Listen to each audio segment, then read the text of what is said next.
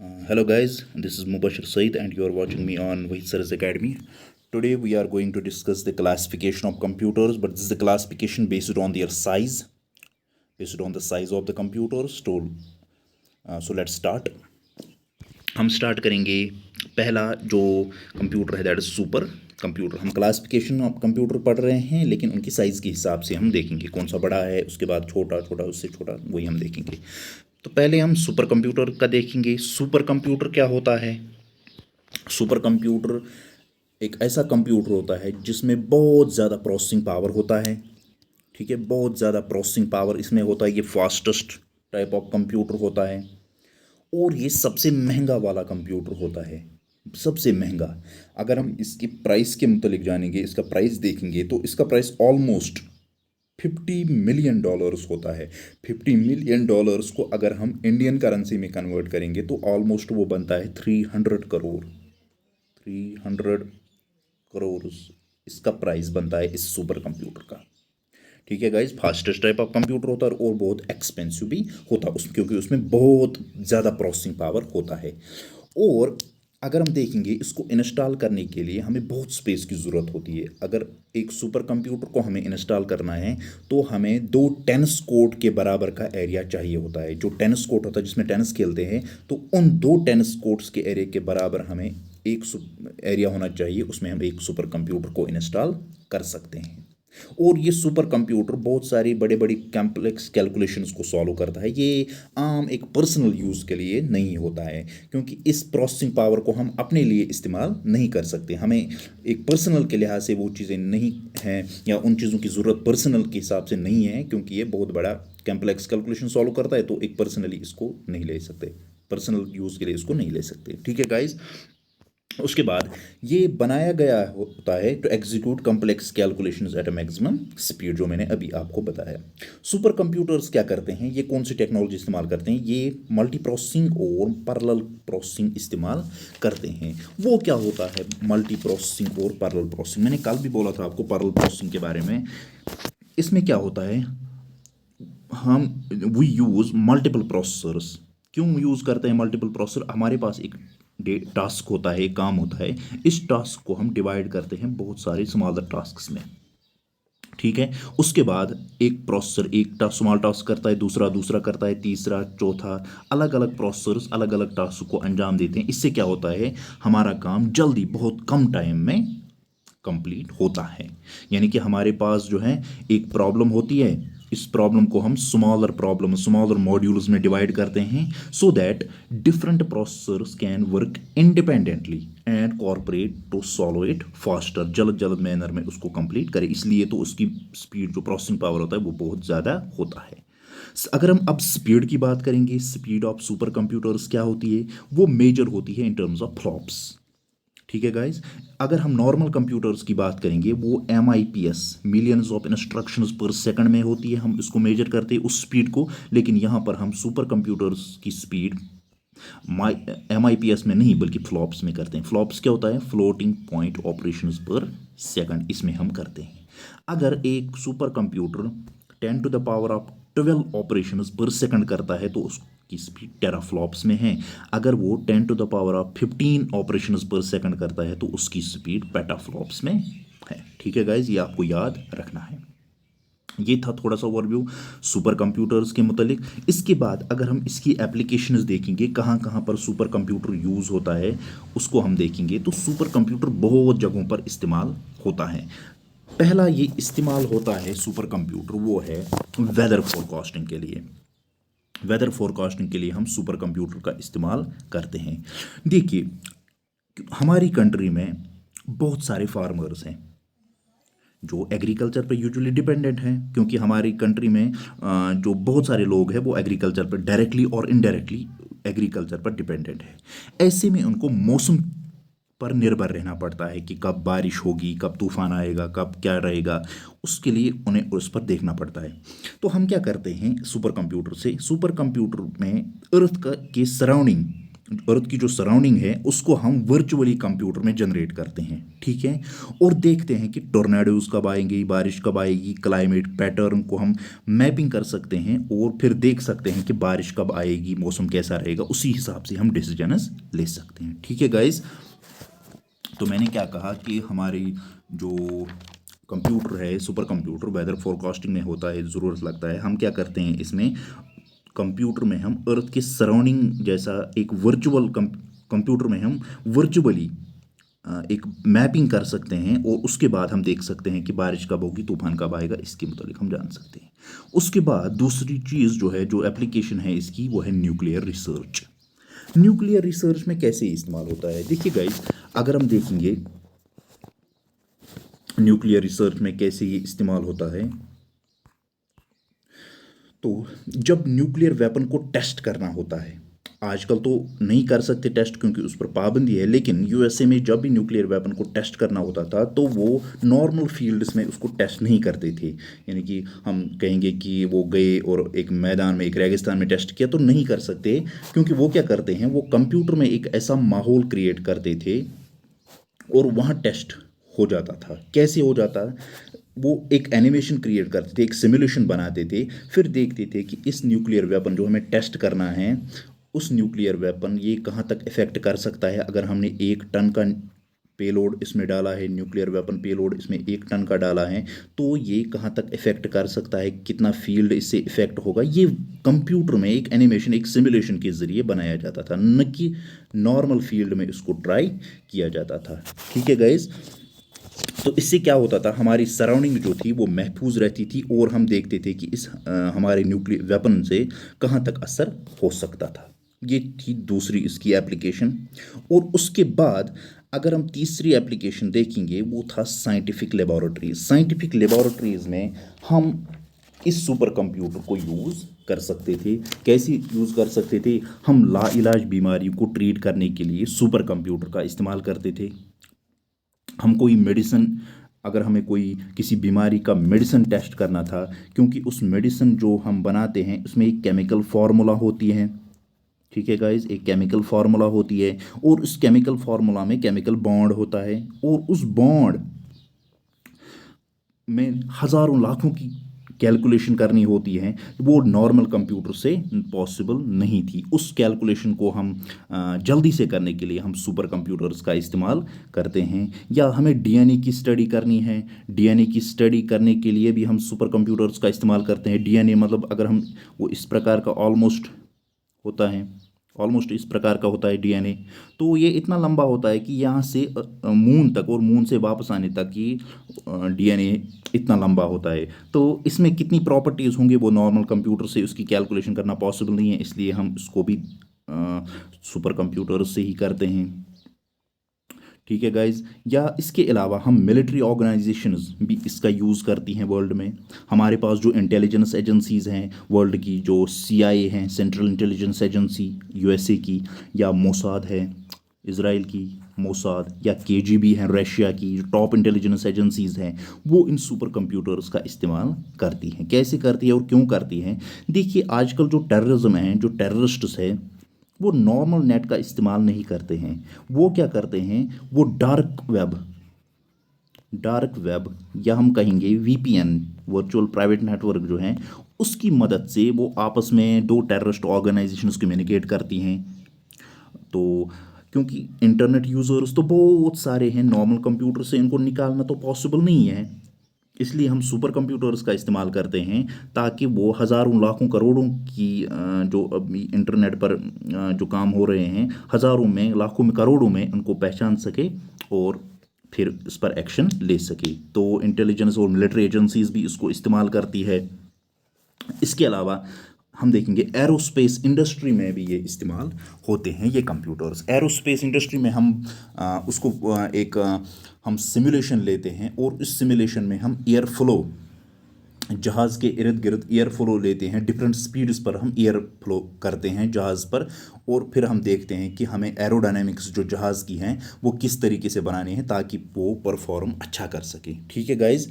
ये इसकी ऑलमोस्ट कुछ एप्लीकेशंस मैंने बनाई, न्यूक्लियर रिसर्च में इस्तेमाल होता है, साइंटिफिक लेबॉरेटरीज़ में इस्तेमाल होता है, मिलिट्री ऑर्गेनाइजेशंस या इंटेलिजेंस ऑर्गेनाइजेशंस इसको इस्तेमाल करती हैं, एरोस्पेस इंडस्ट्री भी इस्तेमाल करती है इसको। या इसके अलावा हम अर्थक्वेक के लिए तो नहीं करते हैं, लेकिन अगर अर्थक्वेक आएगा तो उससे अर्थ की जो प्लेट टेक्टोनिक से या प्लेट्स अर्थ की जो है उन पर कितना असर आएगा, उससे भी वो भी हम सुपर कंप्यूटर से पता कर सकते हैं। यानी कि कौन सा जोन अर्थ पर सिस्मिक जोन में आता है वो भी हम इस सुपर कंप्यूटर से पता कर सकते हैं। ठीक है गाइस, ये थी कुछ एप्लीकेशंस सुपर कंप्यूटर की। तो उसके बाद या हम पेट्रोलियम इंडस्ट्री उसको भी देख सकते हैं। Petroleum industry use super computer during oil seeking explorations, जहाँ पर हमें ऑयल देखना है कि ऑयल यहाँ से निकल सकता है, वहाँ पर हम सुपर कंप्यूटर्स का यूज़ कर सकते हैं ताकि हमें डेटा जल्दी से मिले, क्योंकि वहाँ पर भी कैलकुलेशन बहुत ज़्यादा करनी होती है तो नॉर्मल कंप्यूटर से हो नहीं पाएगा। उसके बाद अगर हम सुपर कंप्यूटर्स की एग्जाम्पल लेंगे तो पहला सुपर कंप्यूटर वो था इलेक 4 मेड बाय बर्रॉग। बर्रॉग ने इसको बनाया था, लेकिन बहुत सारी जो बुक्स है या बाकी सोर्स हैं वो क्रे 1 को वर्ल्ड फर्स्ट सुपर कंप्यूटर कहते हैं। तो अगर एग्जाम में आएगा तो आप क्रे 1 ही लिखेंगे, क्रे 1 is the world first super computer. हाँ, लेकिन अगर अगर वहाँ पर क्रे 1 ऑप्शन नहीं होगा तो आप IEC 4 को लिखेंगे, बर्रॉग ने जिसको बनाया था उसी को लिखेंगे। तो ये था सुपर कंप्यूटर, उसकी स्पीड, उसकी एप्लीकेशंस, उसकी एग्जांपल्स। उसके बाद हम दूसरा कंप्यूटर जो हमारे पास है that is main frame computers. अब हम मेन फ्रेम कंप्यूटर्स को देखेंगे, वो कहाँ पर इस्तेमाल होते हैं। देखिए गाइस, जो मेन फ्रेम कंप्यूटर हैं ये भी वेरी लार्ज कंप्यूटर्स थे, कैपेबल ऑफ सपोर्टिंग हंड्रेड्स और even thousands of users simultaneously. एक साथ ये हज़ारों या लाखों जो ट्रांजैक्शंस होती हैं उनको हैंडल करते हैं, उनको सपोर्ट करते हैं, इनको हैंडल करते हैं।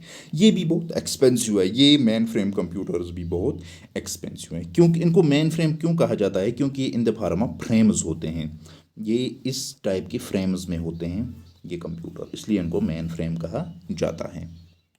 अगर हम देखेंगे उनको design, they are design to meet the needs of large organization के लिए उनको डिज़ाइन किया जाता है। बैंक्स के लिए, हॉस्पिटल्स के लिए, इंश्योरेंस कंपनीज के लिए इसको इस्तेमाल किया जाता है। बैंक्स में हमारा जो क्रेडिट कार्ड की जो प्रोसेस होती है या डेबिट कार्ड की जो प्रोसेस होती है या हमारे पेमेंट्स बाकी जो होते हैं, क्योंकि एक टाइम पे बहुत हज़ारों की तादाद में पेमेंट्स ट्रांजैक्शंस हो रही होती है तो नॉर्मल कंप्यूटर से नहीं हो पाएगा, इसलिए इसमें मेन फ्रेम कंप्यूटर्स का इस्तेमाल करना पड़ता है। मेन फ्रेम कंप्यूटर्स का इस्तेमाल हमें करना पड़ता है जो एक सिंपल ट्रांजैक्शन को बहुत फास्ट मैनर में करती हैं, वो मेन फ्रेम कंप्यूटर्स।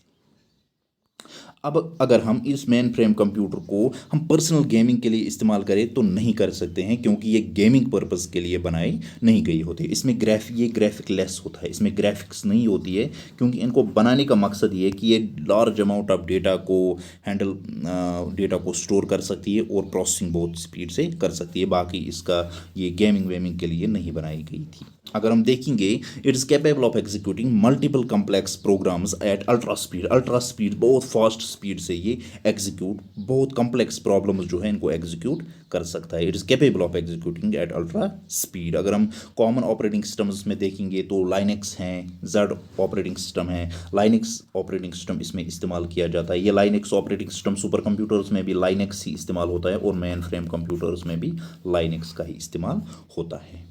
ठीक है गाइज, एग्जाम्पल है यूनिवैक 1110 या IBM 370 है हमारे पास, या वैक्स 8800। ये कुछ एग्जाम्पल्स हैं मेन फ्रेम कंप्यूटर्स की। आई होप आपको अंडरस्टैंड आ रहा होगा क्या है mainframe computer. Very large computer capable of supporting hundreds और thousands of users simultaneously. Bank इसको इस्तेमाल करते हैं, हॉस्पिटल, इंश्योरेंस कंपनी, जहाँ पर हमें बहुत काम जल्दी से करना पड़ता है, क्योंकि बैंक्स में अगर हम क्रेडिट कार्ड ही देखेंगे या डेबिट कार्ड देखेंगे तो बहुत सारे यूज़र्स एक दिन में बहुत सारी ट्रांजेक्शन्स होती है, तो उनको प्रोसेस होती हैं क्रेडिट कार्ड की, तो उस ट्रांजेक्शन्स को जल्दी मैनर में जल्दी से करना तो वो मेन फ्रेम कंप्यूटर्स ही करते हैं। ठीक है गाइज, अगर कोई इंसान चाहता है,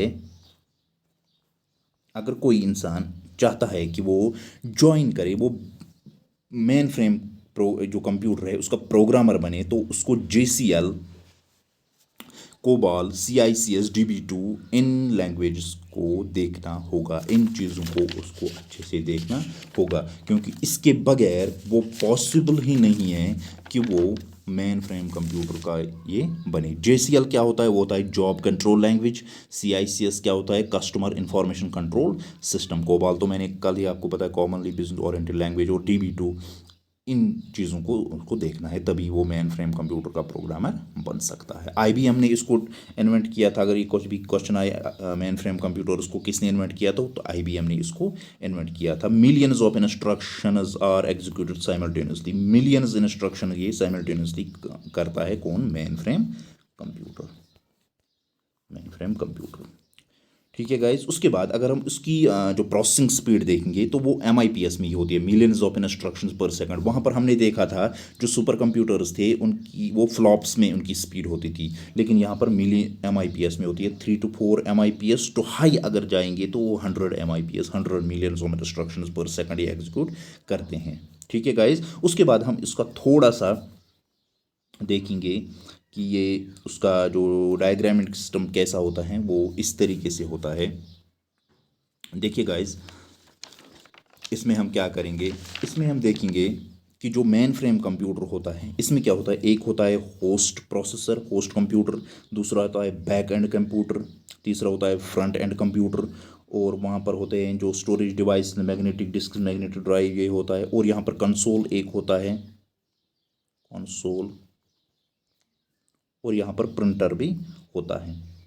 तो हम इसमें करते क्या हैं, अगर हम देखेंगे जो बाकी कंप्यूटर्स होते हैं वो रिलीव करते हैं होस्ट कंप्यूटर को of certain routine processing requirements. यानी कि हम देखेंगे जो फ्रंट एंड कंप्यूटर होता है, ये है फ्रंट एंड कंप्यूटर। इसका काम क्या होता है, ये हैंडल करता है communications to and from user terminals.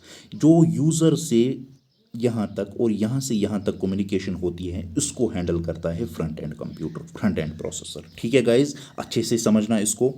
जो front end computer, front end processor है, ये क्या करता है, ये हैंडल करता है कम्युनिकेशंस जो यूज़र से यहाँ जाती है और वहाँ से यहाँ आती है, उसको हैंडल करता है फ्रंट एंड प्रोसेसर, ठीक है गाइज। उसके बाद बैक एंड कंप्यूटर जो होता है, जो यहाँ पर बैक एंड कंप्यूटर होता है, ये क्या काम करता है, ये हैंडल करता है डेटा इनपुट आउटपुट ऑपरेशंस। जो डेटा इनपुट आउटपुट ऑपरेशंस होते हैं उसको हैंडल करता है बैक एंड कंप्यूटर, उसको हैंडल करता है।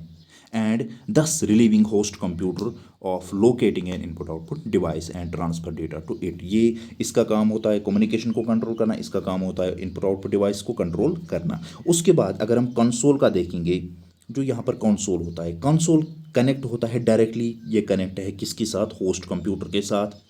और सिस्टम एडमिनिस्ट्रेशन इसको इस्तेमाल करती है ताकि वो मॉनिटर करे सिस्टम की हेल्थ, ओवरऑल सिस्टम की हेल्थ को अगर मॉनिटर करना है, हमने यहाँ पर कंसोल लगाया। कंसोल क्या करता है, ये कनेक्ट होता है डायरेक्टली होस्ट कंप्यूटर के साथ। तो जो सिस्टम एडमिनिस्ट्रेशन होती है वो उसको मॉनिटर करती है सिस्टम हेल्थ को, इसी के ज़रिए वो मॉनिटर करती है सिस्टम हेल्थ को, ताकि वो कभी कभी इसमें चेंज कर सके कॉन्फ़िगरेशन, वो न्यू सॉफ्टवेयर्स को इंस्टॉल कर सके। बाकी चीज़ें वही कंसोल करता है, ये सिस्टम की हालत के बारे में हमें बताता है। और फिर जो सिस्टम एडमिनिस्ट्रेशन होती हैं वो इस सिस्टम में न्यू सॉफ्टवेयर्स इंस्टॉल कर सकती है या सिस्टम की कॉन्फ़िगरेशन चेंज कर सकती है, ठीक है गाइज। इसके बाद इसमें कुछ स्टोरेज डिवाइस होती हैं, वो तो पता ही है हमें कि स्टोरेज डिवाइसेस होती हैं कि लार्ज वॉल्यूम ऑफ डेटा हम स्टोर कर सके। और ये कनेक्ट होती हैं बैक एंड कंप्यूटर के साथ, ये स्टोरेज डिवाइसेस कनेक्ट होती हैं यहाँ पर बैक एंड कंप्यूटर के साथ, ठीक है गाइज। ये था diagrammatic representation of mainframe computer. 3 तरह के कंप्यूटर्स होते हैं उसमें, और फिर यूज़र, यहाँ से यूज़र्स इस्तेमाल करते हैं, डेटा को निकालते हैं, यहाँ से यूज़र्स इंटरेक्ट करते हैं इससे और डेटा को निकालते हैं, ठीक है। उसके बाद गाइज अगर हम देखेंगे, उसके बाद है हमारे पास that is mini computers. Mini computers के बारे में हमें पता ही है कि मिनी कंप्यूटर्स पहले डीईसी ने बनाए थे, डिजिटल इक्विपमेंट कॉरपोरेशन एक कॉरपोरेशन थी, उसने मिनी कंप्यूटर्स को बनाया था। ये स्मॉल होते हैं, साइज़ में बहुत छोटे होते हैं, उनका कॉस्ट भी कम होता है। मनी कंप्यूटर को अगर हमें सुपर मिनी कंप्यूटर में चेंज करना है तो हमें एक चिप लगानी है जिसका नाम है 80386 सुपर चिप हमें लगानी है, तो हम एक मिनी कंप्यूटर को सुपर मिनी कंप्यूटर में चेंज कर सकते हैं। इसकी एग्जांपल्स है IBM 17, PDP 11, HP 9000 एट्सट्रा। ये मिनी कंप्यूटर की कुछ एग्जांपल्स है। ठीक है गाइज, उसके बाद थोड़ा सा ओवरव्यू हम देखेंगे, हम देखेंगे थोड़ा सा माइक्रो कंप्यूटर के बारे में। माइक्रो कंप्यूटर वो कंप्यूटर होते हैं जिनका central processing unit micro processor का होता है, यानी कि CPU जिनका micro processor consists of micro processor जिसमें होता है। माइक्रो प्रोसेसर तो मैंने कल ही आपको बोला था जब हमने 4th जनरेशन ऑफ कंप्यूटर पढ़ा था, उसमें मैंने आपको अच्छे से बोला था कि माइक्रो प्रोसेसर होता क्या है। तो माइक्रो कंप्यूटर्स क्या होते हैं, ये लीस्ट पावरफुल कंप्यूटर्स होते हैं, बहुत कम पावरफुल कंप्यूटर्स होते हैं, but fastest growing type of computer. Grow ये फास्ट करते हैं, इनकी सेल जल्दी हो जाती है, लेकिन ये लीस्ट पावरफुल होते थे। 4 टाइप्स ऑफ कंप्यूटर्स जो हैं इसमें वो क्या क्या हैं, डेस्कटॉप और पर्सनल कंप्यूटर, या नोटबुक जिसको हम लैपटॉप भी कहते हैं, या हैंड हेल्ड और पलम टॉप जिसको कहते हैं, ये इस माइक्रो कंप्यूटर में आते हैं। डेस्कटॉप है या पर्सनल कंप्यूटर है इसमें, ठीक है गाइज। तो या इसमें नोटबुक है जिसको हम लैपटॉप भी कहते हैं, या इसमें तीसरा है जिसको हैंड हेल्ड या पलम टॉप भी कहते हैं। अगर हम पलम टॉप को देखेंगे तो पलम टॉप जो है वो डिज़ाइन हुआ होता है इस तरीके से ताकि वो हाथ में फिट हो, design to fit in palm. They use, ये क्या करते हैं ये पलम टॉप, ये यूज़ करते हैं पेन को for input, not keyboard. Keyboard का इस्तेमाल नहीं होता है लेकिन पेन का इस्तेमाल होता है ताकि हमें अगर कोई इनपुट इसमें देना है।